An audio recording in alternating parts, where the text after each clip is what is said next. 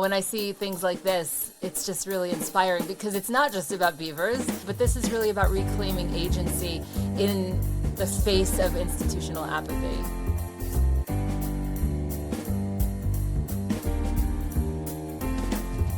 Welcome to Our Hen House. This is Jasmin Singer. This is Mariann Sullivan. And this is the Hen Report. That was Jasmin's idea. It didn't really work. It sounded stupid. Yeah, it sounded so stupid. We're, now doing our new format and schedule. We've divided. Well, they might not know. I think we need to describe that again. Yeah, go ahead. Yes, I'll go back to it in a second. But we basically have divided our long podcast into the same exact segments you know and hopefully love, but into 3 different podcasts going up the same week. And so we're doing triple the amount of work for actually not doing really a whole lot more work. That's right. So our first full YouTube guest was Sebastian Joy, and we had no idea what we were doing. So I was like, we still are a little shaky. Yeah. And you said, and this is Mariann Sullivan, and he said, and this is Sebastian Joy. And I was talking over him at the same time because there's a lot of kinks to iron out. You wouldn't know we've been doing this for going on 16 years. We find change difficult. Like a driver. We've been doing our hen house for a driver length of time, like a child who was born and became a driver. Oh, yeah. Unfortunately, a child who was born and became a driver learned a lot of things in those 16 years. That's true. We haven't learned that. We apparently haven't learned much. Yeah. But we're also on YouTube. That was That's the big development. Yeah. That's one of the thing that has turned my life upside down. Why has it turned your life upside down? I put makeup on. Well, I mean, first of all, you don't have to do that. You know that, right? Well, I saw myself the first time we recorded without makeup, and I feel I have to.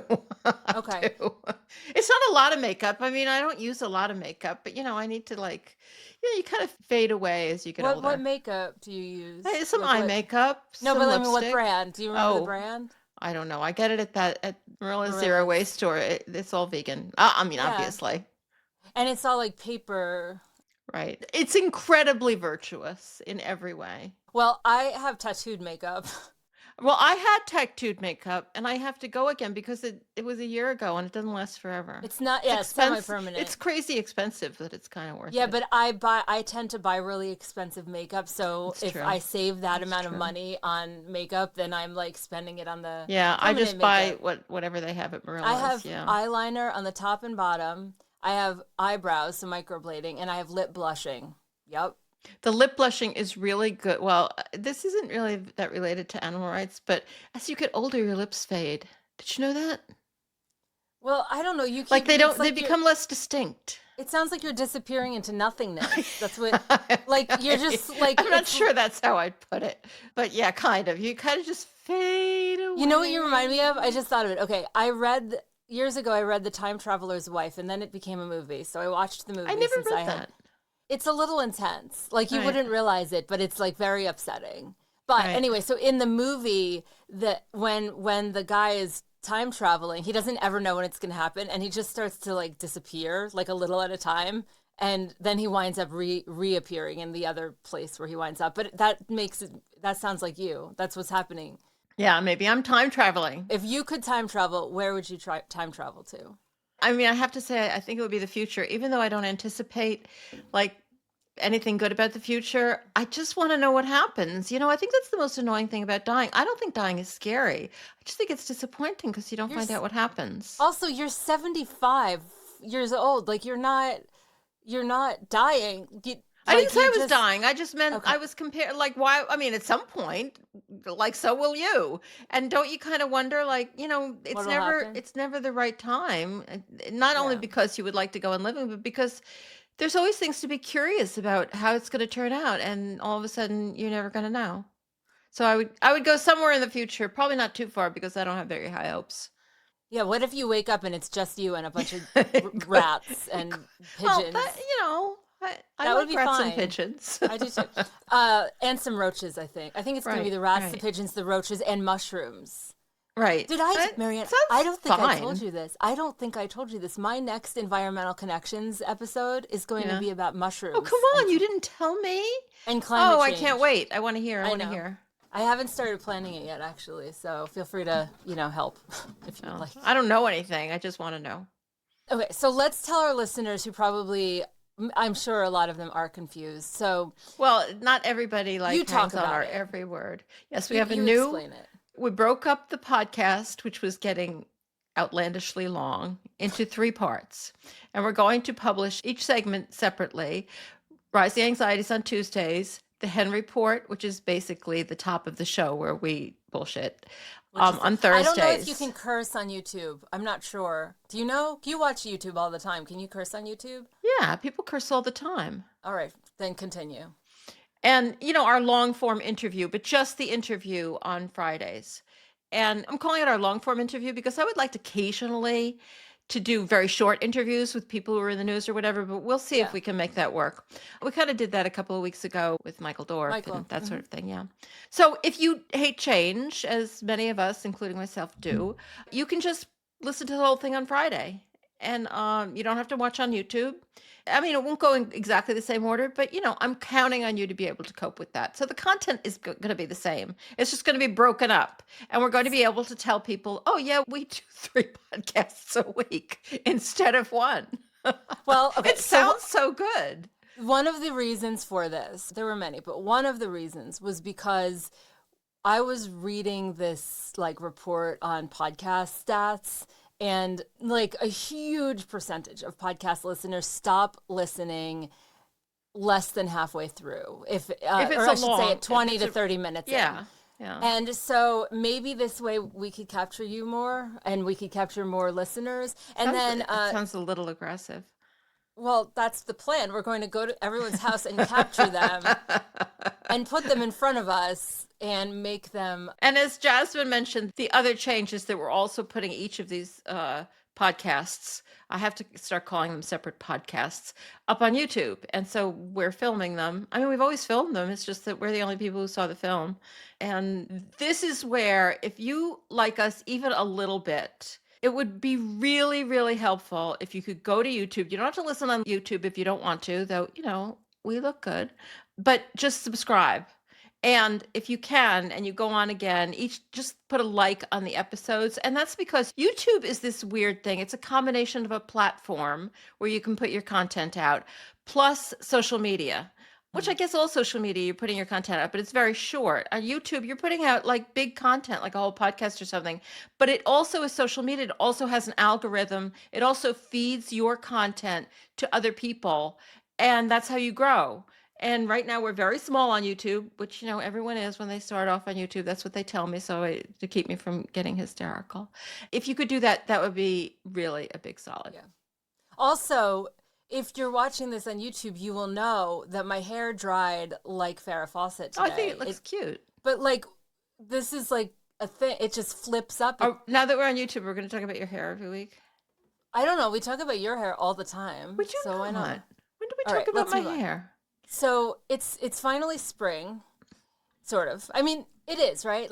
I know it's been spring technically for a while, but it has not felt like spring. And suddenly... No, the springs where we live are very long, a little chilly, and I love them. I love this weather. I mean, they're a little more rainy than I would prefer, but I actually like rain. Yeah, they do go on forever. But then, at some point it gets hot, and then it's really hot. Yeah, no, the very famous Lilac Festival is starting this weekend. I know you're saying it's not famous, but it is in this area. I'm not sure even Rochester in Western could New York. call itself famous, but it's Lilac Festival. It's famous in my house because it's a block from my house, so we could actually hear it from. It's a big deal in Rochester. It's a big deal. There's lots of bands, and you could hear the music from my house. There's lots of food, most of which is not vegan.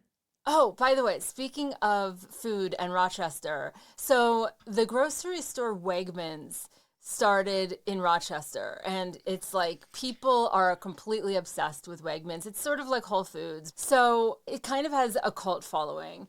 And my mom lives in Vermont, which is just bizarre because it's like a supermarket. It's a nice supermarket. Yeah, but it's a supermarket. It's like a supermarket. So my mom lives in Vermont. And I was saying to her, oh yeah, well, I have to stop at Wegmans. And she was like, you have a Wegmans? So excited. And I don't know, whoever their marketing people were or are, they are doing a stand-up job. I don't even know if you know this, but even the toy museum here, which is actually pretty famous, the toy museum here, because they do the National That is the Toy Hall of major Fame. tourist attraction of Rochester. It's always listed first. They have a miniature play Wegmans. Museum. It's the Play Museum. The Play Museum. They have a miniature Wegmans for children to go in with their little carts and their tiny little cashier thingies. You could go in it. It's like a whole thing. That's hilarious. It's a supermarket. Actually, the first time I ever heard about Wegmans was that undercover investigation. Yeah. By Adam Durand, who we talked about because we ran into him at the local Unitarian church where Jasmin was talking. It's a small town, Rochester. So I have always hated Wegmans because at the time he was doing an undercover investigation of their egg facility. Which the time they owned. They don't own their own battery cage facilities anymore. They just buy their eggs from somewhere else, which I don't know whether that's better or not. But they were horrible. I mean, they had a huge influence with local prosecutors. So they just went after him, and he ended up doing time. Yeah, but he's like a heroic. He's totally heroic and just the loveliest guy. Amazing activist. So that was the first time I heard about it. That was a while ago. That was like 16, a long time ago. 17 years ago. But anyhow, so CBS Sunday Morning, which is like one of my favorite shows because I'm a very old 45. Yeah, I just double my age. They did a segment on Wegmans, which we were like, what? Like, what? How did their PR people get them to do a segment? Their PR people are amazing. So I start watching it and I'm like giddy, right? Because they're like starting in Rochester, New York, and they're like showing it and this and that. And I'm so excited. I have so much pride. Like there's this giant line around the block when they opened a new one. And then they also talked about how a ridiculous amount of people applied for jobs there last year, like 350,000. Well, it might be a good place to work. I don't know. I mean, I think I have heard that. And they chose the tiniest percentage. Okay, so I'm sitting there like, wow, this is so cool. Then they start showing a lot of meat. And I'm like, okay, they could like show other stuff, right? Like they're showing the meat. They did show their produce department. It talked about how amazing it was and how beautiful it was. And it's like, it was a produce department in a nice supermarket. Like, yeah, it's nice. Right. It's apples. But yeah, anyway, so, and I will say very annoying thing is that they have a section that they call the vegan section, and they put like the oat milk and stuff in that section. And I was once overhearing. I haven't even noticed that. I was once overhearing a guy looking at the cow's milk, but looking for oat milk and being like, "Do they don't have oat milk here?" And I'm like, I happened to hear him. I'm like, "Oh, it's in aisle 4, you know." So you better start hanging around at Wegmans. I know, but okay. So let me get to my point. So there's actually a restaurant attached to Wegmans here. It's across the street, but it's called Next Door, and it's a sushi restaurant. And they just opened one in New York City. So a high-end sushi restaurant. So this segment on CBS Sunday Morning starts talking about the sushi restaurant. They're talking to like the Wegmans family, and they were talking about how it's Japanese tuna, which is as opposed to some other kind of tuna. I don't remember what kind. And the reporter said, "What's the difference between these two kinds of tuna?" And the Wegmans family folks said, "Well, with these, we put the fish to sleep first, and while they're sleeping, we say, 'You had a nice life,' and then we kill them." And then the reporter replied, So interesting. I didn't see this. The reporter replied something like along the lines of, "So these are much happier fish." Yeah, and then they all got a chuckle. Well, it sounds, I mean, two thoughts come to mind. One is rising anxieties. I mean, like, they actually think that people think about the welfare of the fish. Like that's an issue. I don't think that would have happened 5-10 years ago. I like that. And I like two, that perspective. unless this is true, which seems remarkably unlikely, I would say there's a lawsuit in order. Adam, are you listening? Adam, can you hear me? Well, I'm not sure Adam can bring a lawsuit. Sure, no, Adam can do somebody anything. should. Somebody should. Somebody should do that. I mean, just because he's not a lawyer. I mean, so it'd be a stretch. Well, okay, I have lots of legal questions, but I'll save them for later. But that was really sad. I still go to Wegmans. We go to so many different grocery stores because Moore does the majority of the grocery shopping. And so I have absolutely no food in the house. Do you think she'd be willing to buy some? Probably. But, I could also order like, DoorDash for you or something. I ate a handful of walnuts for breakfast this morning. That is pathetic. Which is good, but all right, but you need pathetic. some groceries. But anyway, so Wegmans is our seltzer, Trader Joe's is our soy milk, Whole Foods is our this, or the Co-op is our that, yada yada. It's like ridiculous. I just go to the Co-op and buy something. Is a Olympic sport in my house. Yeah, remember when we used to live in New York City and we would just go to the bodega on the corner? Yeah, they had everything. We were hungry. They had everything. And we would just go that day. I loved that. Anyway, all right. So I do love Rochester, but I am going to be getting out of it for about a week because I'm going to Los Angeles next week for the AVA conference. And I assume you'll be reporting back so people can be looking forward to hearing out what's going on at AVA? Yeah, I mean, yes. I'm just thinking next week when we do this, the conference will not have started yet, but I will be there. All right. So, well, we'll figure it all out. Yeah, we'll figure it all out. I'm not going anywhere, and I haven't done anything or seen anything interesting on TV. I went to Taco Tuesday at Dickey's, which we talk about all the time because it's the only thing I ever do. But they have great vegan tacos. It's down the street from me. Oh, we're going to the Harriet Tubman House on Saturday. That's true. We're going to the Harriet Tubman House in, what is it in? Is it Amherst? It begins with an A. Yeah, it's an A. It's Adam Durand Town. I'm just going to assume every name that begins with an A. So sad. The memory. Particularly yours, since you're 45. I have a really bad one, and it's but you've always really had a bad upsetting. memory, so that's good. I used to have a good one. No, mine is terrible. It's embarrassing. I'm really nervous about Ava because I don't think I'm going to remember anyone at all, even if I've been best friends with them in the past. Well, just assume that you're very important, and that's why you can't keep all of these people in your head. That is, or just say hello to everybody. Hi, how are you? Well, hopefully that's what everybody else does. Name tags on or something. All right, so Plant-Based News just reported that New York City has been crowned the best city for vegans in the U.S. this year. So, right, and this is reported in Plant-Based News, but they didn't do the and it's kind of a stupid survey. This is by Liam Pritchett, but I wanted to put it on here because I knew you would be excited because you are longing to take a trip to New York City, as you like to do once in a while. And I lived there for 20 years. It's really hard once you've lived in New York City to just leave. It's hard. Yeah, I know, except that when you go back, it's all different. I know, but I want to see the new. I want to see the new Sunset Boulevard. Anyway, according to this article, New York City has at least 2,420 vegan, vegetarian, and gluten-free restaurants. How did gluten-free get in here? Because it was done by this company. It says it's a British gambling company, but it's for advertising and marketing purposes. And the vegan data was analyzed as part of a wider search to find the coolest North American city. They didn't come to Rochester, I don't think. I can't imagine why. They do mention, that in New York City, there are a lot of actual vegan restaurants, not places that just have a good vegan menu or that are gluten-free. And one of the ones they mention is 11 Madison Park. And we were to the bar there recently, but we have listeners who have promised us a dinner there. And, oh my God. I can't believe you just said that. I'm waiting. I just can't believe you just said that. I am mortified on your behalf. Well, I'm waiting. All right.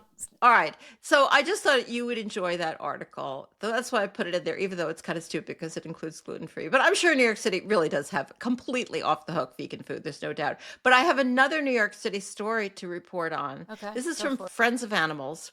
And this will sound like an insane story if you're not from New York. But if you're from New York and you have been following animal rights stuff for a while, it will sound familiar. Big win, big arrest made in the Big Apple. And that's the name of the story. And we're talking about pigeons.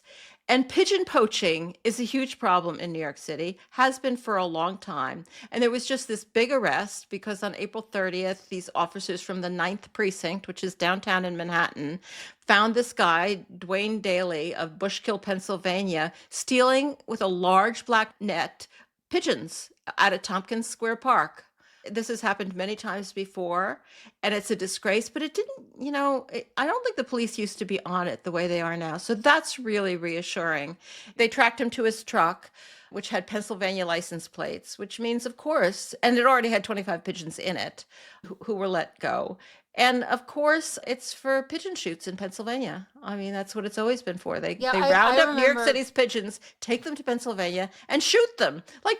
How sick is that? That used to happen when I was leading these New York City anti-foie gras protests on the Upper West Side. Also, it was like happening a block away from where we were every Sunday. Yeah. And yeah, it used to be, I think, much less watched by the cops. They're on it and they're really doing something about it. This guy's going to face charges. well, and the public's role in this arrest is, you know, I think a good reminder of our collective responsibility, especially in this day and age, because it was, I think, a concerned park Yeah. goer who alerted the authorities, which led to the rescue of over 25 pigeons. And I find that really inspiring. So I consider this, sure, we could call it a win, but it's sort of a call to action, right? Like, when can we speak up? Yeah, And no, I when, think back in the day, people probably more used to shrug and say, "Well, what are you going to do? This is yeah. terrible." And now, like, people call the cops, and the cops is asking the public to immediately report it if they suspect anyone of kidnapping pigeons. They're taking it seriously. All right. Well, from the East Coast to the Midwest, Investigate Midwest just dropped a report that reads like a horror show. I'm not familiar with this site. It is not an animal rights site by any means, and it doesn't even only cover agriculture. It does investigative reporting, which of course is incredibly important, and in the Midwest. And so a lot of it is going to be agriculture. I think it seems to focus on Illinois and Iowa. This is about bird flu, and the title of the story is Underage Workers, Millions of Dollars, and Trucks Full of Dead Chickens Inside the Business of Killing in Response to Bird Flu. It's all in the name of bird flu response, but I would say this isn't about public health, right? Like, this is more about an industry that is reliant on hurting both animals and people, considering them completely disposable, especially when these outbreaks hit and they're scaling up. Yeah, well, I think it is about public health as well. I mean, it is not particularly about animals because that is not their beat and that is not what they're doing. But they have come up with, the harm to the animals is kind of obvious. It's a really, really well reported piece. And something which I didn't know, the federal government has a single contractor doing all of this work. So when they find bird flu in their flock, and as soon as they find it, the flock gets wiped out. I mean, I guess it's inevitable that they'll all get it. I assume that's the thinking. They have to wait until this contractor is available to come and kill all their birds, is available and is going to be paid for by your tax money. They call it depopulating. This article goes into more detail than you probably want to know, but it's really, really powerful stuff. Extensive use of underage workers, just kids doing this. The workers are not getting personal protective equipment and they're not wearing it. It says here that dealing with a federal backlog, some farms have used killing methods considered inhumane, but the methods they use are inhumane. I mean, foam used to be the way you would do mass killings of animals, but they're not doing that because it's too expensive. What they do is pretty much they either turn the heat up and wait for them all to die, or they just go in there and smother them in, I think it's in carbon dioxide. Like, it's just horrifying. Yeah, I actually am really glad this article exists because I think of my meat-eating brother who lives in Kansas, speaking of the Midwest. Yeah, could you send this to him? This is the kind of thing that he would like perk up for because I can't get him on the animal issue. But when I talk about the exploitation of children and marginalized communities in general, he's more interested. But I'm sure he'll think it's just like a one-time thing. And obviously this is not at all a one-time thing. It's a systemic failure. But yeah, this is the kind of article you could send to your family members or my family members if you'd like to. But let's talk about... And just let me add this one statistic. Yeah. Since 2022, the top 3 chicken firm, or chicken and turkey, Jenny-O Turkey is actually the highest recipient of federal money. They have received more than $280 million of your tax money. Okay. Jesus. Well, all right, let's talk about the Trump administration's latest moves because... Well, yeah, it's just a little follow-up on the bird flu. Yeah, these are not just misguided. They're pretty dangerous. Do you want to talk about the USDA's new $1 billion bird flu Yeah, plan? I kind of have talked about this before, but I wanted to reiterate it in light of that story because it all goes together. And the Trump plan is to spend $1 billion of your tax money to address avian flu. It's not going to address everything. It doesn't address anything about the problem of whether we're all going to die. And it doesn't even address the dairy problem that it's spread to cows. This is just for the chickens.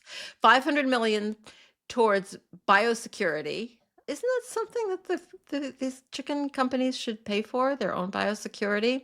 And 400 million to pay for the costs of replacing flocks that are quote unquote culled during outbreaks. I love that word, culled. Just change the sound of it, and you don't have to say killed anymore.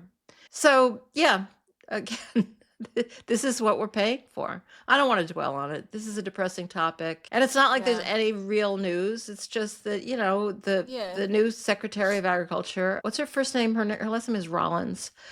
She's on it. She just wants to get the money out. I thought the federal government was supposed to be spending less money. Well, not when it comes to animal ag. It's not just bad policy. It's a total betrayal of public trust. And when I send my brother the article that I just mentioned, since he lives in Kansas, maybe I could also send him this next one, just slip it into the email. Yeah, and this article is from Farm Stand, which is I have interviewed a number of their lawyers on the Animal Law podcast. They are really doing unbelievably outstanding work. It's not a specifically animal rights oriented organization, and they cover a bunch of the dire issues rising out of animal agriculture. But there are a lot of lawyers there who are very animal oriented, and their reporting also, it doesn't ignore the animal issue. I love this organization. I have high hopes for it. Let's talk more about what's going on with Kansas, because Kansas seems to be our big focus, the Midwest at the moment. So just there are a lot of animals in the Midwest. There are, and just when you think that bar for cruelty can't get any lower, Animal Equality dropped another expose. This time from a pig breeding facility in Kansas linked to Ahold Delhaize, which is the parent company of Stop and Shop, Giant, and Food Lion. And the footage is really gut-wrenching. We're not going to link to that, but it's pregnant pigs immobilized in gestation crates that are, as per usual, so tight they can't turn around. It's dead piglets. Yeah, we don't have to go into details. Okay, everybody knows what these undercover investigations are like. You don't hear about them as much anymore. They don't get the kind of press that they used to. But I just thought I would put this in there because this is the parent company of Stop and Shop, Giant, and Food Lion. So these are the major, other than Wegmans, which I'm sure is sourcing from just as problematic sources, but I don't know specifically. But this is the mainstream food business in the U.S. They promised they were going to phase out gestation crates. And then they're going back on that promise. I sort of saw this coming. Like, it was a long time ago, and there was a long phase out, and it just seemed really unrealistic. Yeah. Now they're saying 2028, and it's a more limited, only for some of their products. So like, you can't fix this. It's not fixable. We've established that. So let's just quit it. Okay? Liberation, baby. So the Revelator just dropped a piece that's... I don't know whether this story appeals to anybody else, but you know how much I love beavers. So I had to include it. I love this story. Go read this. If you're feeling down, go read this story. So in southern Oregon's Cascade Siskiyou National Monument, a group of volunteers, so people who have day jobs and snowshoes, apparently, hauled a family of beavers into a degraded meadow to jumpstart ecological restoration.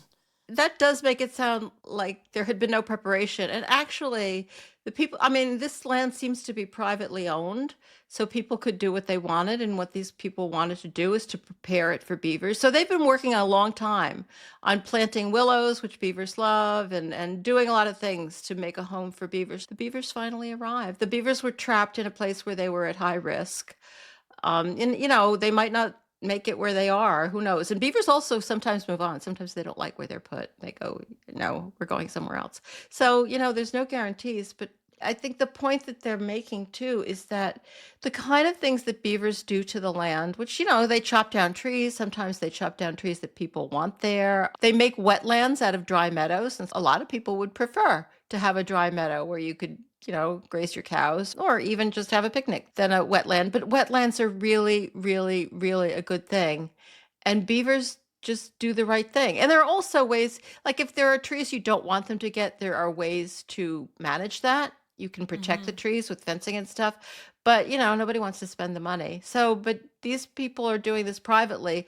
It does indicate that, the money that was designated for this kind of work is now gone because of the Trump administration. Even though the Trump administration has frozen that crucial grant funding, leaving projects like these no doubt scrambling for various resources, what I love about this is that instead of capitulating, these communities are doubling down, and they're really proving that real change can happen from the bottom up. And I know that that is debatable for, like, many of our guests, or some of our guests, I should say, really feel that the way forward is policy and grassroots is antiquated. But, when I see things like this, it's just really inspiring, because it's not just about beavers. Although even if it was just about beavers, I would be happy. But this is really about reclaiming agency in the face of institutional apathy. Yeah, and I love the way that this writer puts it. And I don't think I said her name. I have to go back and get her name. But let me just read this quote. Over a dozen people chose to drive up from the valley on a Tuesday morning to strap on snowshoes and witness beavers sliding into a creek. Last summer, nearly 100 people showed up to take part in a beaver scavenger hunt in the monument. I'm convinced people will keep showing up for beavers, but also for each other and for themselves. Doing tangibly good work, I've found, is the antidote to despair. In this way, restoration can be revolutionary. Really beautiful article about beautiful people doing beautiful things with just the loveliest animals. The name of the writer is Juliet Grable. Well, thank you for that. And thank you, Mariann, for finding that article. Now let's talk about air butter. Yeah. Yes, I said that right. Air butter. I don't really know what to say about this, but the name of the article, it's from Mother Jones. Scientists are ditching cows to make butter from greenhouse gases. And that's what it's about. This is about this firm called Savor, which is only founded in 2022. And they have figured out ways to make fat molecules out of gases, including greenhouse gases.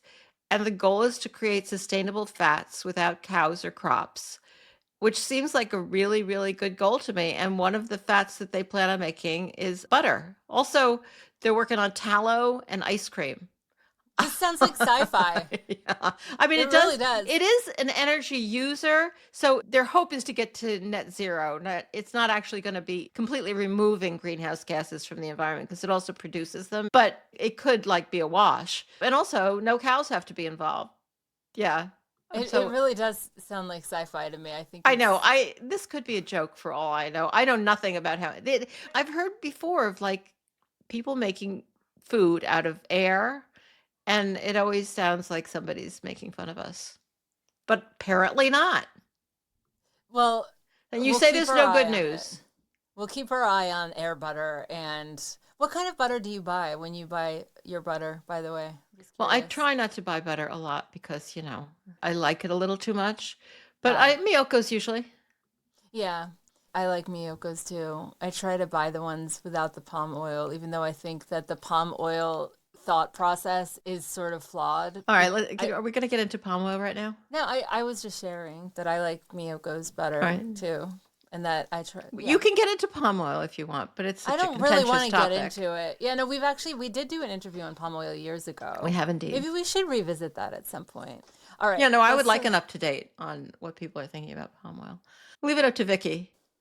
So speaking of Vicky, Vicky is putting together an upcoming live panel that you won't want to miss, but it's not open to everyone. It's open to our higher level flock members, which we call our Squawk Squad and above members. So $25 a month and above, we will invite you to join us for a panel discussion that we're calling Roots and Rising, Connecting Grassroots Voices. And it's like a raw, timely, I would say necessary conversation, spotlighting some frontline change makers in the animal rights spaces. And these are really the folks who are doing the unglamorous boots on the ground work. And, we're giving them the mic. So I hope that you'll join us for that. The whole panel will hit the Our Hen House podcast feed after the event, but we didn't write on the notes here when it is. So there it is. Okay, June 1st. At 1:00 Eastern time. So if you are in the Squawk Squad,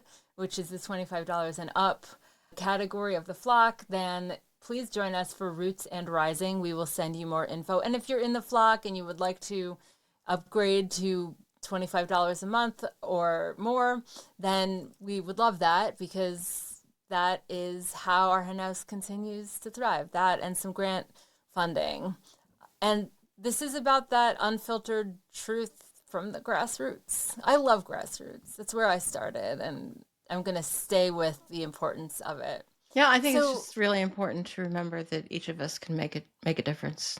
Did you want to talk about those books? There's a new book out. These are 2 books that I haven't read, but sometimes I just want you to know about them. And hopefully I'll get to reading them, but I don't want you to have to wait for that. One of them is amazingly by Gail Eisnitz, who, when I told Jasmin we were doing this, she said, well, we're going to cover Slaughterhouse. It's a great, great book, but it's really old. And I said, no, she has a brand new book out. That's Slaughterhouse was an amazing book. One of the books that got many of us started understanding how bad it is out there. This book, I think, is a little bit more personal. Out of Sight, an undercover investigator's fight for animal rights and her own survival. And in the blurb, it does mention that Gail suffered from an undiagnosed neurological disorder, and I've always understood that her sight was very impaired. I assume that's what the title of the book is referring to. And it's just her story. I mean, she kind of invented cruelty investigations and did unbelievably harrowing work, looking into so many issues. It's not just even slaughterhouses. My cats are very excited about this book. I'm laughing because I'm only listening to Fox and Eugene right now, but continue. I did remember to feed them, so it's not my fault. All right.